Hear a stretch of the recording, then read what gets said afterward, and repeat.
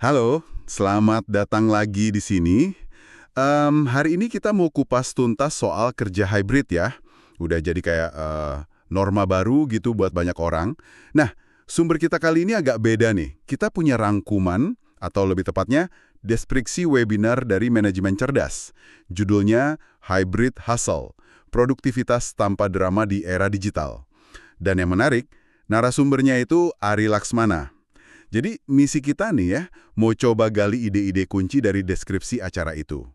Gimana sih caranya bikin kerja hybrid yang campur-campur kantor sama rumah ini, biar efektif, produktif, dan yaitu tanpa drama? Oke, kita mulai bedah ya. Sumber ini langsung to the point sih. Kerja hybrid itu emang nawarin fleksibilitas yang oke banget. Siapa juga yang nggak mau kan? Tapi, nah ini dia ada tapinya nih. Kalau nggak dikelola dengan benar, bisa jadi masalah baru. Bener nggak? Betul sekali, itu gambaran awalnya ya. Fleksibilitasnya itu emang daya tarik utama. Tapi, deskripsi webinar ini yang kayaknya merangkum pandangan Ari Laksmana ya, itu juga lugas banget nunjukin risikonya. Bisa jadi komunikasinya macet, koordinasi timnya jadi berantakan, bahkan produktivitas bisa turun. Nah, ini inti masalah yang kayaknya mau dipecahkan sama webinar itu. Nah, itu dia.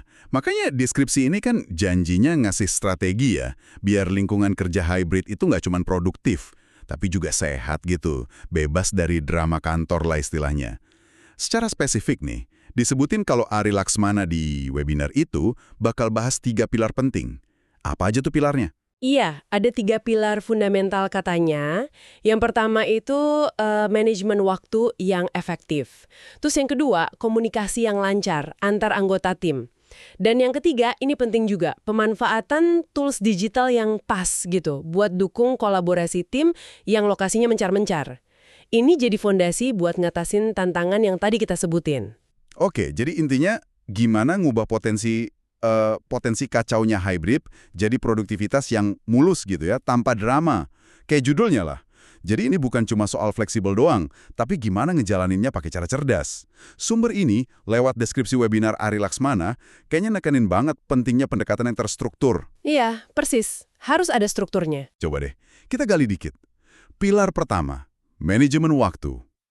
Kalau dipikir-pikir lagi, di konteks hybrid, ini mungkin bukan cuma soal bikin to-do list pribadi kali ya.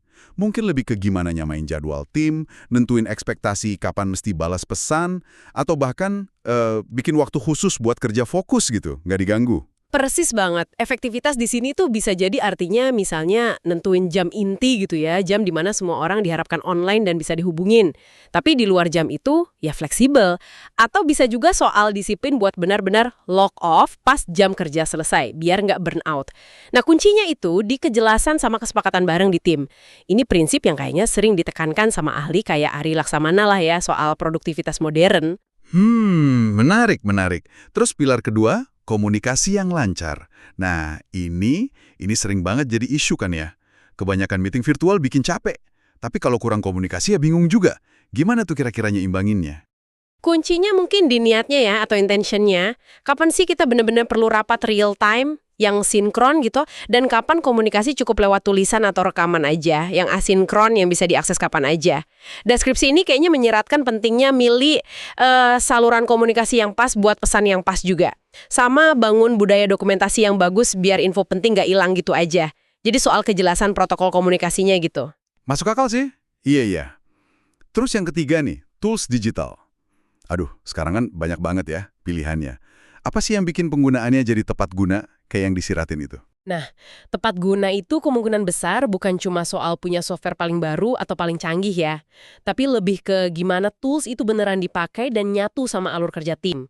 Semua orang di tim tahu nggak cara pakainya. Toolsnya beneran bikin gampang kolaborasi atau malah nambah ribet. Mungkin juga soal milih platform yang bisa dukung macam-macam gaya kerja di tim hybrid. Jadi fokusnya lebih ke fungsi sama adopsi, bukan cuma fiturnya doang. Oke, oke.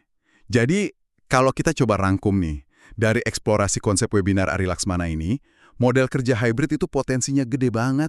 Tapi ya itu, butuh fondasi yang kuat. Kuncinya ada di pengelolaan waktu yang disengaja, bangun alur komunikasi yang jelas banget, terus milih dan pakai teknologi pendukung secara cerdas. Gitu ya? Bener banget. Ini intinya bukan cuma soal di mana Anda kerja, tapi lebih ke bagaimana Anda kerja bareng-bareng sebagai tim.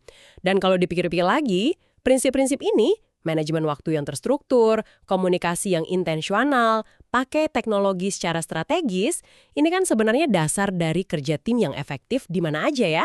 Nggak peduli modelnya full remote, hybrid, atau bahkan full di kantor. Tepat sekali. Nah, ini jadi bawa kita ke pemikiran penutup nih buat Anda yang dengerin. Sumber kita kan fokus banget nih sama upaya ngindarin drama.